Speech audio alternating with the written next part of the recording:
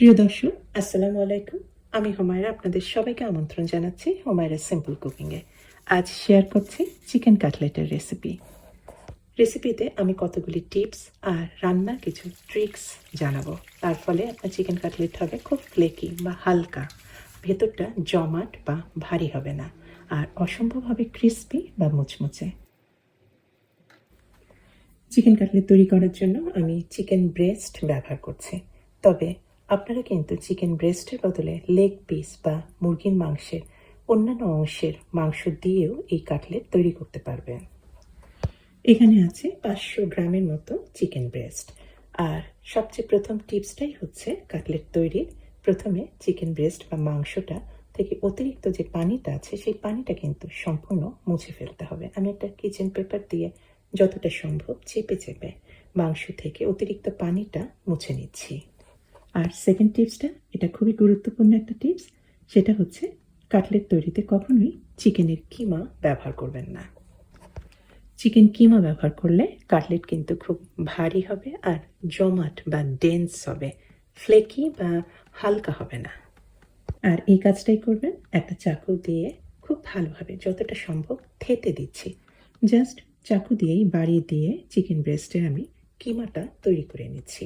একদিকটা হয়ে গেলে উল্টিয়ে দিবেন, উল্টিয়ে দিয়ে অন্য দিকটাও কিন্তু এভাবেই চাকু দিয়ে থেতে নিতে হবে। তবে আমার এই উল্টা দিকটায় এখানে একটু মেমব্রেন আছে, এই জন্য ঠিক ভালোভাবে কাটা যাচ্ছে না চাকু দিয়ে, এই জন্য কাঁচি দিয়ে করছি। এখন কিন্তু খুব সহজেই জাস্ট কেটে কেটে নিচ্ছি। এইভাবে আমি সমস্ত চিকেন ব্রেস্টের কিমা তৈরি করে নিচ্ছি। আর এই কিমার বৈশিষ্ট্য হচ্ছে এটা কিন্তু একদম মিহি না, মিহি হলেই কিন্তু কাটলেট হয়ে যাবে জমাট আর ডেন্স বা ভারী। এর ভেতরে কিন্তু খুব ছোট ছোট আকারে টুকরা আছে, এটা হাতে ধরলে আপনি বুঝতে পারবেন। এখন কিছু মশলা দিয়ে এটা ম্যারিনেট করব। ক্র্যাশ করে দিয়েছি প্রায় 1 চা চামচের মতো কালো গোলমরিচের গুঁড়া, আর দিয়েছি 1 চা চামচের মতোই চিলি ফ্লেক্স। এটা আপনাদের টেস্টের উপর নির্ভর করছে, ঝাল বেশি পছন্দ করলে পরিমাণ বাড়িয়ে দেবেন। দিয়ে দিয়েছি 2 চা চামচের মতো এটা গরম মশলার গুঁড়া। আমি গরম মশলা কিন্তু আমি নিজেই তৈরি করেছি।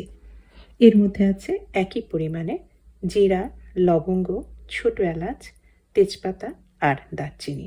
আমি সবকিছু 1 টেবিল চামচ করে নিয়ে গ্রাইন্ডারে গ্রাইন্ড করে নিয়েছি। আর এই মশলাটা অবশ্যই ফ্রেশ ব্যবহার করবেন। এখানে দিয়েছি 1.5 টেবিল চামচ পরিমাণ আদার পেস্ট।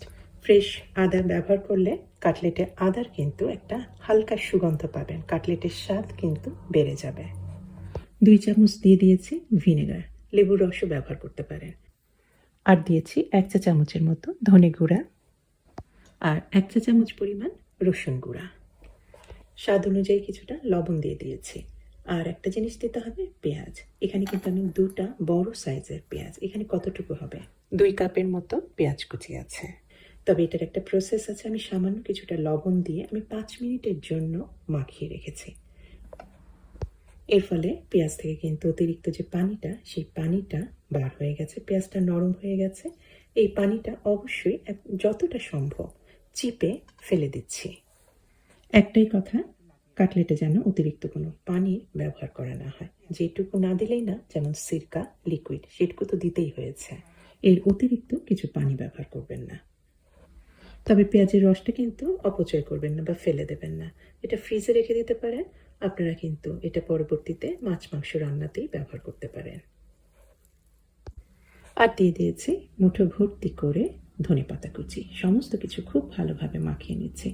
মাখানোর উপরে কিন্তু এই কাটলেটের টেস্টটা অনেকটাই নির্ভর করবে। আর দিয়ে দিয়েছি আমি এর ভেতরে এটা ফ্রেশ পাউরুটি, আমি গ্রাইন্ডারে জাস্ট গুঁড়া করে নিয়েছি। এই পাউরুটি কিন্তু আপনারা দুধে বা পানিতে ভিজিয়ে এনে সেটা আবার কাটলেটের মধ্যে দিবেন না, তাহলে কাটলেট কিন্তু হয়ে যাবে একটু ডেন্স, জমাট বাঁধা হয়ে যাবে, ভেতরটা ফ্লেকি বা হালকা হবে না। ময়দা বা বেসন সেগুলো কিন্তু ব্যবহার করবেন না, তাতে কিন্তু কাটলেটের ভেতরটা একটু জমাট হয়ে যায়। এর বদলে 1 কাপ পরিমাণ শুকনা টোস্ট বিস্কুটের গুঁড়াও ব্যবহার করতে পারবেন। ব্রেড ক্রাম্ব দিয়েছি মেনলি কাটলেটটাকে হালকা করার জন্য, আর এটা বাইন্ডিংয়েরও কাজ করবে। তবে বাইন্ডিংয়ের জন্য আর একটা জিনিস দিচ্ছি, এটাও কাটলেটটাকে কিন্তু একটু হালকা করবে। একটা ডিম ভেঙে দিয়েছি, এখন সমস্ত কিছু খুব ভালোভাবে মাখিয়ে নিচ্ছি। মাখিয়ে নিয়ে আমি রুম টেম্পারেচারে রেখে দেব 10 থেকে 15 মিনিটের মতো। 15 মিনিট পরে কাটলেটগুলি তৈরি করব। আমি মাংস থেকে প্রথমে ছোট ছোট বল তৈরি করে নিচ্ছি। এক একটা বল এক একটা কাটলেট হবে। বাটিতে একটা ডিম ফেটে রেখেছি। প্রথমে মাংসের বলগুলি কিছু ময়দার মধ্যে কোট করে নিলাম। চারিদিকটা ভালোভাবে কোট হয়ে গেলে আমি ফেটানো ডিমের মধ্যে গড়িয়ে নিচ্ছি। আর ব্রেড ক্রামেরও কিন্তু একটা টিপস আছে। ব্রেড ক্রামটা আমি টোস্ট বিস্কুট দিয়ে করেছি। আমি কিন্তু গুঁড়াটা একদম মিহি করিনি। আমি কিন্তু একটু দানা দানা রেখেছি।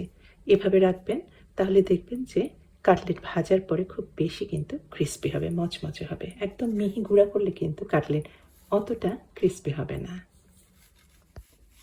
তৈরি কাটলেটগুলি আমি জাস্ট সঙ্গে সঙ্গেই ভাজছি না, এটা আমি রেখে দিচ্ছি ডিপ ফ্রিজে জাস্ট 5 থেকে 10 মিনিটের জন্য। এর মধ্যে কাটলেটটা একটু সেট হয়ে যাবে, তখন ভাজার সময় কিন্তু এই ব্রেড ক্রামটা অত বেশি ছড়াবে না তেলের ভেতর। তৈরি কাটলেটগুলি ভাজতে হবে কিছুটা ভাসা তেলে। ভালোভাবে তেলটা গরম করে নিয়ে কাটলেট ছাড়ার পরে চুলার আঁচটা কিন্তু একদম কমিয়ে দেবেন, মিডিয়ামে রাখবেন। হাই হিটে ভাজলে কিন্তু ব্রেড ক্রামটা সহজেই কিন্তু পুড়ে কালো হয়ে যাবে। আর এটা কাঁচা মুরগির মাংস দিয়ে তৈরি করা, ভেতরটা কিন্তু কাঁচা থাকবে। একটু সময় নিয়ে ভাজবেন। একদিকটা হয়ে গেলে আর একদিক উল্টিয়ে দিবেন। এভাবে একটু লাল লাল হয়ে গেলে কাটলেটগুলি ভাজা হয়ে গেল। আর অন্য একটা কাটলেটটা যে ডিমের গোলাটা একটু বেঁচেছে, সেটাই আমি তেলের মধ্যে দিয়ে কিছুটা ভেজে তার মধ্যে গড়িয়ে নিয়েছি। জাস্ট দেখতে সুন্দর হয়েছে এই জন্যই। তবে আসল ব্যাপারটা বুঝবেন যখন আপনারা এই কাটলেট একটা কামড় দিবেন। অসম্ভব মচমচে, ক্রিস্পি, ভেতরটা কিন্তু হালকা, নরম, জমাট না কিন্তু, আর ভারী না কিন্তু কাটলেটটা। আসলেই এই স্বাদ রেস্টুরেন্ট স্বাদের কাটলেটকেও আমার মনে হয় হার মানায়। আর বাদবাকি যে কাটলেটগুলি রয়েছে সেগুলি আমি এখন ডিপ ফ্রিজে সংরক্ষণ করব। এরকমই একটা কন্টেনারের মধ্যে আমি মাঝে মাঝে ভিতরে ভিতরে কিছু পার্চমেন্ট পেপার দিয়ে দিয়েছি, যাতে তুলতে পরে সহজ হয়। রেখে দিব, সংরক্ষণ করতে পারবো আমি মাসখানেকের মতো। আশা করি আজকের এই চিকেন কাটলেট রেসিপিটা ভালো লেগেছে। আর ভালো লাগলে অনুরোধ করব অবশ্যই আমার চ্যানেলকে সাবস্ক্রাইব করে আমার চ্যানেলের সাথেই থাকবে। আপনাদের এই সাপোর্ট আমাকে অসম্ভব মোটিভেট করে আমার নতুন নতুন রেসিপিগুলি আপনাদের সাথে শেয়ার করার জন্য। তাহলে আজকে এখানেই শেষ করছি। আমি হুমায়রা, আপনাদের সবার কল্যাণ কামনা করে আল্লাহ হাফেজ।